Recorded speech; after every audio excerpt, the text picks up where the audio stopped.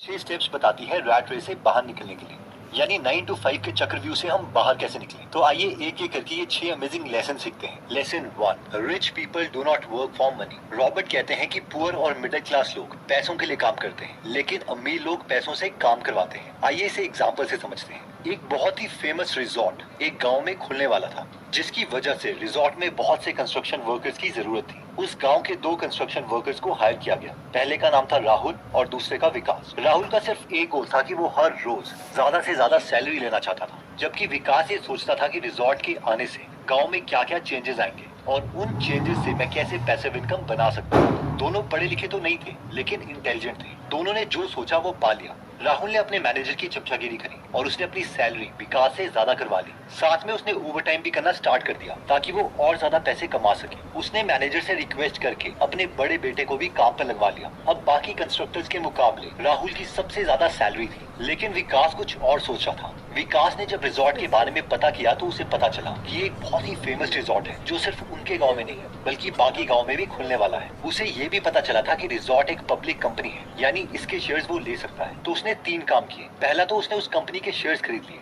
दूसरा उसने ये किया कि जो नए गांव में रिजॉर्ट खुलने वाला था वहां पर उसने कुछ बीघा जमीन बहुत ही सस्ते प्राइस पे ले ली। और फाइनली उसे पता था कि जब ये रिजॉर्ट कंप्लीट हो जाएगा तो कंस्ट्रक्शन वर्कर्स की जरूरत नहीं रहेगी, लेकिन वहां पर जो एम्प्लॉइज आएंगे उन्हें उसी गांव में रहना पड़ेगा, क्योंकि रिजॉर्ट अपने बड़े मैनेजमेंट के अलावा बाकी छोटी पोजीशंस वाले एम्प्लॉइज को घर नहीं दे रही है। इसलिए उसने वहां पर अपनी छोटी सी जगह पर पीजी बना लिया। जब 5 साल के बाद रिजॉर्ट पूरा हुआ तो राहुल की जॉब चली गई और उसे कहा गया कि अगर उसे दोबारा काम चाहिए तो उसे 100 किलोमीटर दूर जो दूसरा रिजॉर्ट बन रहा है वहां पर जाके काम करना पड़ेगा। राहुल को समझ नहीं आ रहा था कि वो इस ओल्ड एज में कहाँ जाए।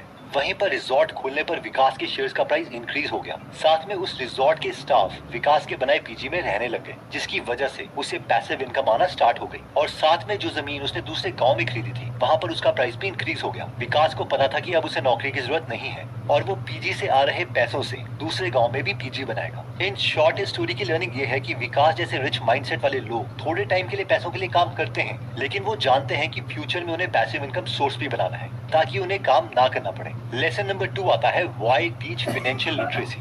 एक बार धीरूभाई अंबानी जी के साथ उनका पोता अनंत अंबानी जा रहा था, तो अनंत अंबानी ने धीरूभाई अंबानी से कहा कि मुझे गुब्बारे लेने के लिए कुछ पैसे चाहिए। उसने धीरूभाई अंबानी जी से 15 रुपए लिए और बिना हवा के गुब्बारे ले आया। उसके बाद वो घर आया। नॉर्मल बच्चों की तरह उन गुब्बारों से खेला नहीं, बल्कि उसमें हवा भर के उसे बेचने चला गया और प्रॉफिट कमा के आया। मैंने जाकर गुब्बारे की पैकेट खरीदी और हवा तो फ्री होता है, तो हवा भर दी और बेचने चला गया।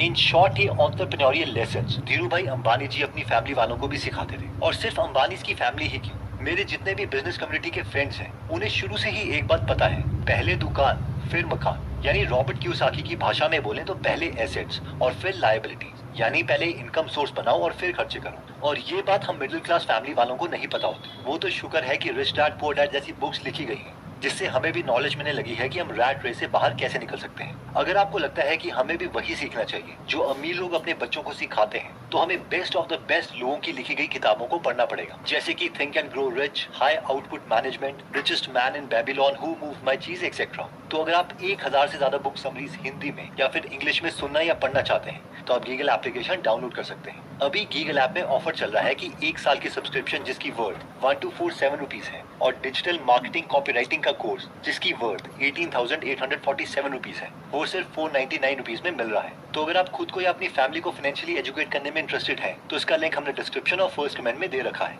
लेसन 3 कहता है कि माइंड योर ओन बिजनेस।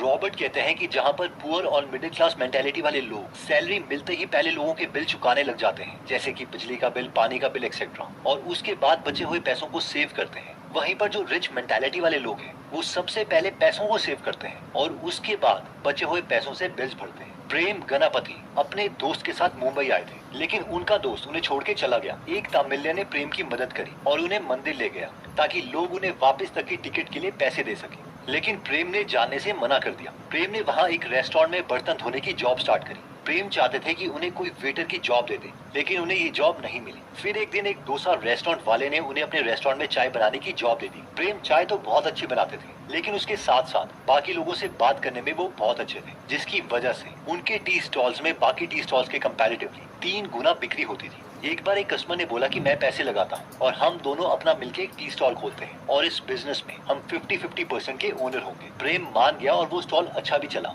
लेकिन थोड़े टाइम के बाद प्रेम के पार्टनर को लगा कि मैं इसे तो बहुत ज्यादा पैसे दे रहा हूँ, इसलिए उसने प्रेम जी को निकाल दिया। प्रेम को बहुत बुरा लगा और उन्होंने अपना डोसा आउटलेट खोलने का सोचा और उस डोसा आउटलेट को नाम दिया डोसा प्लाजा, जिसमें 150 वैरायटी के डोसा मिलते हैं। ये डोसा प्लाजा बहुत फेमस हुआ। आज डोसा प्लाजा के 26 आउटलेट्स हैं और इनके पास 150 एम्प्लॉय हैं और ये हर साल 5 करोड़ का टर्नओवर करते हैं। पर हम लोगों के मन में सवाल ये आ रहा होगा कि प्रेम जी के पास डोसा आउटलेट खोलने के लिए पैसे कहाँ से हैं? तो ये पैसे उनकी सेविंग्स थी। जितने साल उन्होंने काम किया वो खुद को पहले पे करते थे। कई बार ऐसा टाइम आता था कि उनके पास बाकी बिल्स के लिए पैसे नहीं होते थे, लेकिन उन्हें पता था कि अगर उन्होंने पहले बिल्स पे कर दिए और खुद अपने फ्यूचर के लिए पैसे सेव नहीं करे तो वो हमेशा उसी सिचुएशन में रह जाएंगे जिस सिचुएशन में वो है। और इसी कॉन्सेप्ट को रॉबर्ट अपनी बुक में कहते हैं कि माइंड योर ओन बिजनेस। तो अब आते हैं लेसन नंबर 4 में, जो कहता है work to learn, don't work for money. Robert कहते हैं कि अमीर माइंडसेट आपको पता है नंबर 4 में जो कहता है work to learn, don't work for money. Robert कहते हैं कि अमीर माइंडसेट वाले लोग पैसों के पीछे नहीं भागते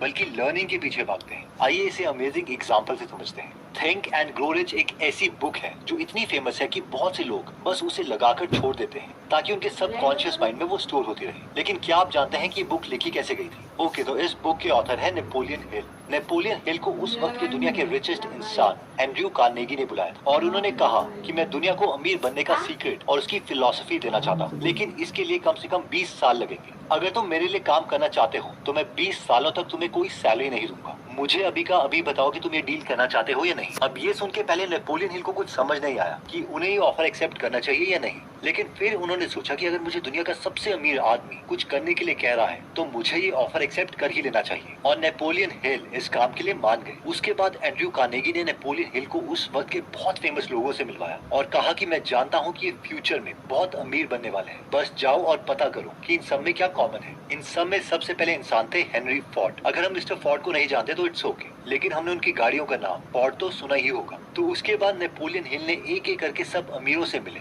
और उन्होंने ये बुक लिखी थिंक एंड ग्रो रिच, जिसकी वजह से वो खुद भी मिलियनेयर बने। इन शॉर्ट ये रेडी थे फ्री में 20 साल तक काम करने के लिए। इतना ही नहीं, वॉरेन बफेट ने शुरू में बेन ग्राहम से बोला था कि मैं आपके लिए फ्री में काम करना चाहता हूँ, और फिर बेन ग्राहम ने उन्हें मना कर दिया क्योंकि वो उस वक्त सिर्फ ज्यूज को जॉब देते थे। वैसे ही मुनीश पब्राय ने वॉरेन बफेट से बोला था कि मैं आपके लिए फ्री में काम करना चाहता हूँ, और फिर वॉरेन बफेट ने मना करते हुए कहा नहीं, मैं अकेले ही ठीक हूँ। इन शॉर्ट लेसन ये है कि अमीर माइंडसेट वाले लोग जल्दी से कुछ पैसे कमाने का नहीं सोचते, बल्कि वो उन स्किल्स के पीछे भागते हैं जो लॉन्ग रन में उन्हें वेल्थ क्रिएट करके दें। लेसन 5 आता है the rich invent money. Robert कहते हैं कि जो सबसे बड़ा एसेट किसी भी ह्यूमन के पास है वो है उसका दिमाग, और अगर उसने अपने ब्रेन में इन्वेस्ट किया है तो वो कभी भी एनॉर्मस वेल्थ क्रिएट कर सकता है। आइए इसे एग्जांपल से समझते हैं। एक बार एक रियल एस्टेट बिजनेसमैन ने देखा कि एक एरिया की प्रॉपर्टी की कीमत काफी बढ़ गई है क्योंकि वो रोड के साथ थी, लेकिन एक और प्रॉपर्टी थी रोड के साथ और उसका प्राइस दूसरी प्रॉपर्टी से 1/4 प्राइस पर मिल रहा था। इसका रीजन सिर्फ एक था कि सड़क और उस प्रॉपर्टी के बीच में एक गंदा सा नाला आता था जिससे बहुत बदबू आती थी, और साथ में इस प्रॉपर्टी में पहुंचने के लिए सड़क से घूम के जाना पड़ता था। तो जहाँ पर सब उस प्रॉपर्टी से भाग रहे थे, उस बिजनेसमैन ने इसमें अपॉर्चुनिटी देखी। उसने वो प्रॉपर्टी जल्दी से खरीद ली और 3 लाख रुपए इन्वेस्ट करके उसका नाला बंद करवा दिया और साथ में सड़क से लेकर उस प्रॉपर्टी तक एक छोटा सा पुल बना दिया। ये 2 काम करते ही उस प्रॉपर्टी की कीमत भी दूसरी प्रॉपर्टी जितनी हो गई और उसने वो प्रॉपर्टी को बेचकर 3 गुना का प्रॉफिट कमाया। नेक्स्ट लेसन नंबर 6 आता है ओवरकमिंग ऑब्स्टेकल्स। रॉबर्ट कहते हैं कि 4 बेसिक टाइप की रुकावटें हैं जिसकी वजह से हम डिसीजंस नहीं ले पाते, और ये 4 चीजें हैं डाउट यानी खुद की कैपेबिलिटीज पर शक करना, लेजीनेस यानी सुस्ती, बैड हैबिट्स यानी बुरी आदतें, और फियर यानी डर। और इनमें सबसे बड़ा ऑब्स्टेकल है फियर। अब हम देखते हैं कि फियर से हम कैसे बच सकते हैं। हम लोग हमेशा डरे रहते हैं कि अगर हमने गलत डिसीजन ले लिया तो क्या होगा, जिसकी वजह से हम कोई डिसीजन लेते ही नहीं है। तो इससे बचने के लिए एक सिंपल मेंटल मॉडल है, और वो है कि दुनिया में सिर्फ 2 टाइप के डिसीजंस हैं, type 1 and type 2 decisions. Type 1 decisions वो हैं कि अगर ये डिसीजंस हमसे गलत हो भी गए और हम वापस अपनी लाइफ में आते हैं तो हमारी लाइफ में ज्यादा कोई नेगेटिव इम्पैक्ट नहीं पड़ेगा, जैसे कि कोई न्यू ब्लॉगिंग वेबसाइट खोलना, कहीं पर इंटर्नशिप अप्लाई करना, फ्रीलांसर बनना एक्सेट्रा। तो टाइप 1 डिसीजंस में ज्यादा सोचने की जरूरत नहीं है, इसे जल्दी से ले लो। टाइप 2 डिसीजंस वो है जो अगर गलत हो गए तो हमारी लाइफ में एक मेजर नेगेटिव इम्पैक्ट क्रिएट कर सकते हैं। फॉर एग्जाम्पल लेट्स से आप कहीं नौकरी कर रहे थे और आप अकेले अर्निंग मेंबर हो अपनी फैमिली के, आप एक दो पॉडकास्ट सुनते हो और बिना सोचे समझे जॉब छोड़ देते हो ताकि आप खुद का बिजनेस कर सको। अब अगर ये बिजनेस फेल हो जाता है तो ये आपकी लाइफ को हेल्प बना सकता है। तो इस सिचुएशन में बेटर है कि हम टाइप 2 डिसीजन को टाइप 1 डिसीजन में कन्वर्ट करने की कोशिश करें और फिर एक्शन लें। जैसे कि इस केस में आप जॉब के साथ ही और मेहनत करो और बिजनेस स्टार्ट करने की कोशिश करो। अगर आपका बिजनेस चल पड़ता है और आपको सैलरी से 3 से 4 गुना पैसा आ रहा है और आपको लगता है कि अब आपका बिजनेस स्टेबल भी है, तो उस वक्त पर जॉब छोड़ो, क्योंकि इस वक्त ये हमारे लिए टाइप 1 डिसीजन है। आई होप ये 6 लेसन हमें याद रहेंगे और ये 6 लेसन हैं। Lesson 1, rich people do not work for money. Lesson 2, why teach financial literacy. Lesson 3, mind your own business. Lesson 4, work to learn, don't work for money. Lesson 5, the rich invent money. Lesson 6, overcoming obstacles. Also, Giggle application